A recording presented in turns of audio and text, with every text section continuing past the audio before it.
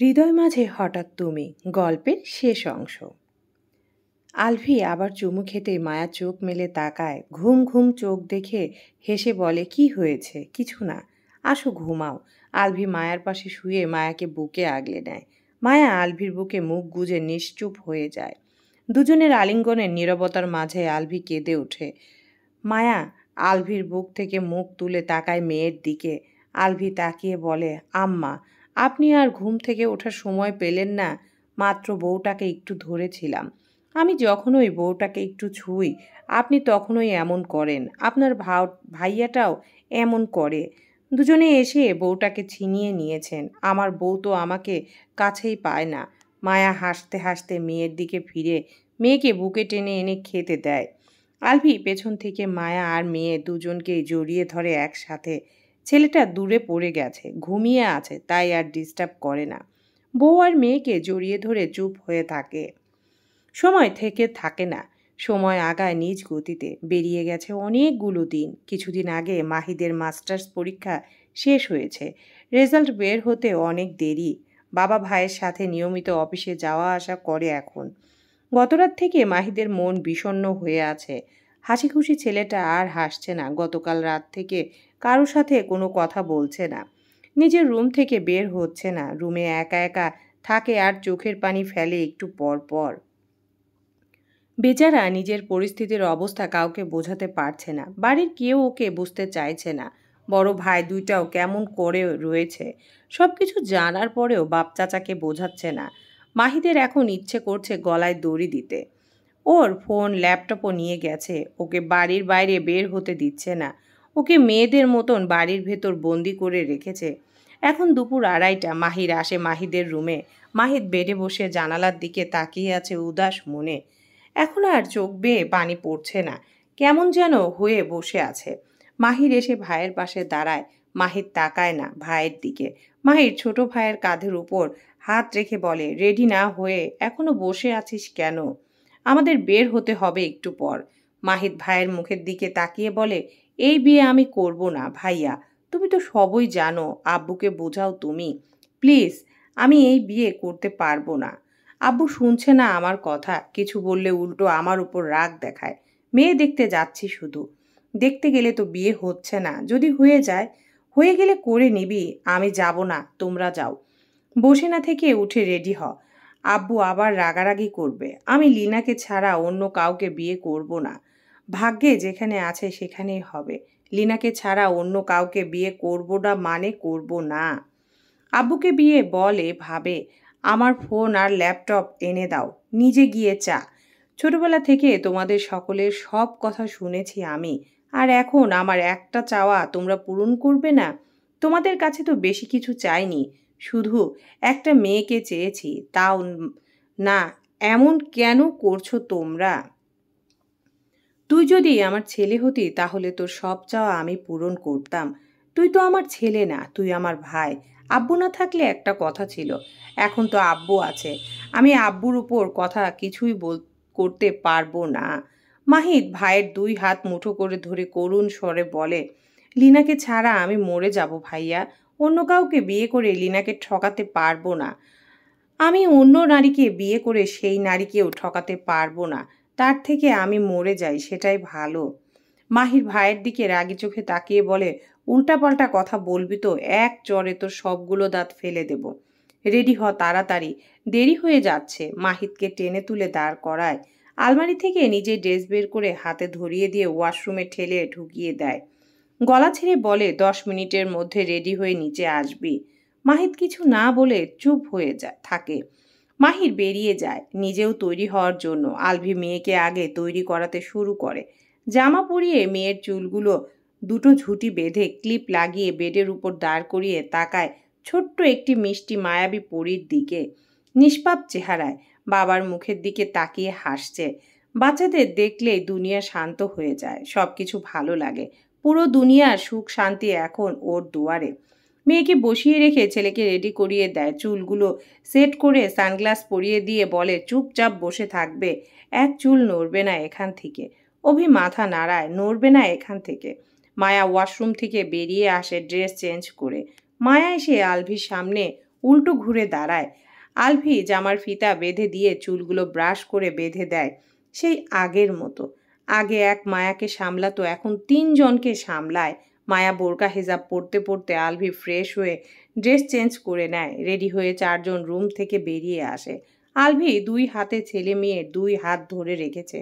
ছেলে মেয়ের সাথে তাল মিলিয়ে ধীরে ধীরে হেঁটে নিচে নেমে আসে।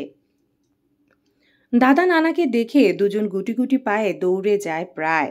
সবাই এসে উপস্থিত ড্রয়িং রুমে, শুধু মাহিদ বাদে। আহনাফ মাহমুদ গলা ছেড়ে ডাক দিলেন, বলেন, নিচে আসবি নাকি? দেরি হয়ে যাচ্ছে তো। নিচে নেমে আসে মাহিদ, চোখ মুখ থমথমে, মলিন বিষণ্ণ। অন্যদিনের মতো অত বেশি হ্যান্ডসাম লাগছে না আজকে। মলিন বিষণ্ণ চেহারায় অর্ধেক হ্যান্ডসামনেস গায়েব করে দিয়েছে। 2 নাতনিকে কোলে নিয়ে 2 ভাই আগে আগে বেরিয়ে যান বাড়ি থেকে।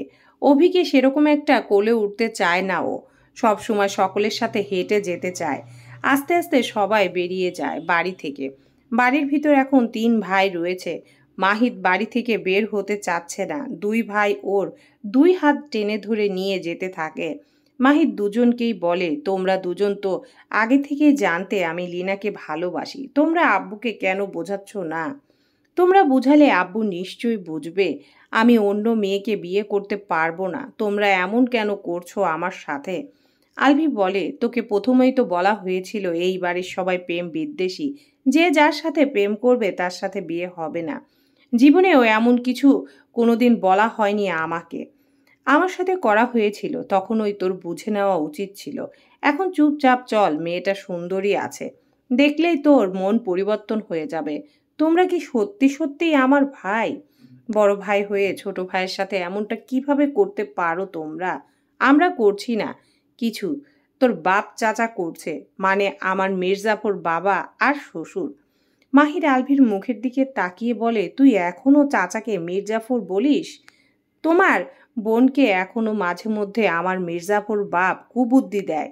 দোষ তো তোরই, যতই দোষ করি তাই বলে সে আমার বউকে কুবুদ্ধি দেবে? আমার বোনটা তো সহজ সরল, তাই সরল সোজা।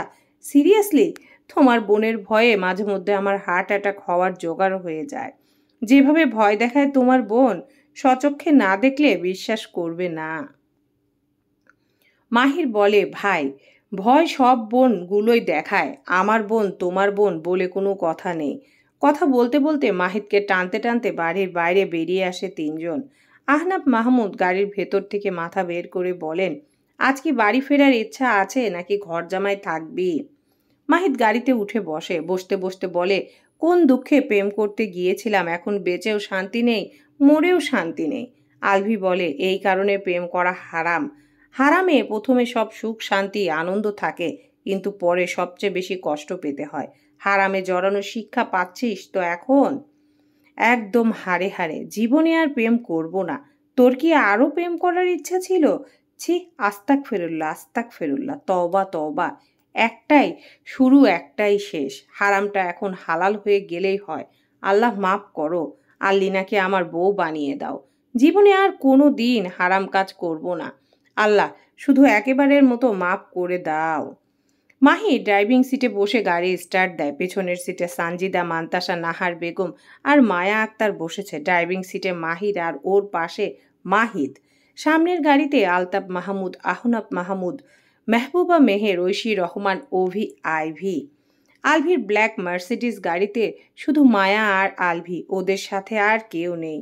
পরপর বাড়ির গেট পেরিয়ে 3টা গাড়ি বেরিয়ে যায় গন্তব্যের দিকে। মাহিদ বিষণ্ণ মনে চুপচাপ বাইরের দিকে তাকিয়ে আছে। বাপকে এতবার করে বলল অন্য কাউকে বিয়ে করবে না, লিনাকে ভালোবাসে, ওকেই বিয়ে করবে। বাপের কাছে আর কোনোদিন কিছু চাইবে না, শুধু লিনাকেই চায়। কিন্তু ওর বাপ ওর কোনো কথাই শুনল না, ধরে বেঁধে অন্য জায়গায় মেয়ে দেখতে নিয়ে যাচ্ছে। লিনা কি করছে কে জানে। গতরাত থেকে লিনার সাথে যোগাযোগ করতে পারিনি একবারের জন্যেও। গন্তব্য এসে পৌঁছায় 3টা গাড়ি। বাড়ির দিকে তাকাতেই মাহিদের চোখ দুটো বড় বড় হয়ে যায়, হার্টবিট বেড়ে যায়। ও ভাবনায় এতটাই মগ্ন ছিল যে গাড়ি কোন দিক দিয়ে কোথায় এসেছে খেয়ালই করেনি। অবাক চোখে বড় ভাইয়ের মুখের দিকে তাকায়। মাহির মিটিমিটি হাসছে। গাড়ির ভেতর উঠে এসে মাহিরকে জড়িয়ে ধরে মাহিদ। একটু পর ছেড়ে দিতে মাহির হেসে বলে, সারপ্রাইজটা কেমন? খুবই বাজে। আর একটু হলে দম বন্ধ হয়ে মরে যেতাম। নাম এখন। স্বাভাবিকভাবে এক এক করে গাড়ির ভেতর থেকে বেরিয়ে আসে। বাড়ির সবাই মিটিমিটি হাসছে। মাহিদ লজ্জা পেয়ে আলভির পেছনে এসে দাঁড়ায়, নিজেকে আড়াল করে। রাতে কি হাঙ্গামাটাই না করেছিল বাড়িতে, চিৎকার চেঁচামেচি করে না পেরে শেষে বাপের পা জড়িয়ে ধরে বলেছিল লিনাকে বিয়ে করবে, লিনাকে যেন এনে দেয়। আহনাব মাহমুদের কাট কাট গলার স্বর ছিল, আমি আমার পছন্দের মেয়েকেই তোর বউ করে আনবো। তোর পছন্দের বা অন্য কারো পছন্দের মেয়ে এই বাড়ির বউ হবে না। আমি যাকে পছন্দ করেছি তাকেই বিয়ে করতে হবে তোর, এটাই ফাইনাল। ফোন ল্যাপটপ সব রাতেই নিয়েছিল। বেচারা সারা রাত ঘুমাতে পারেনি।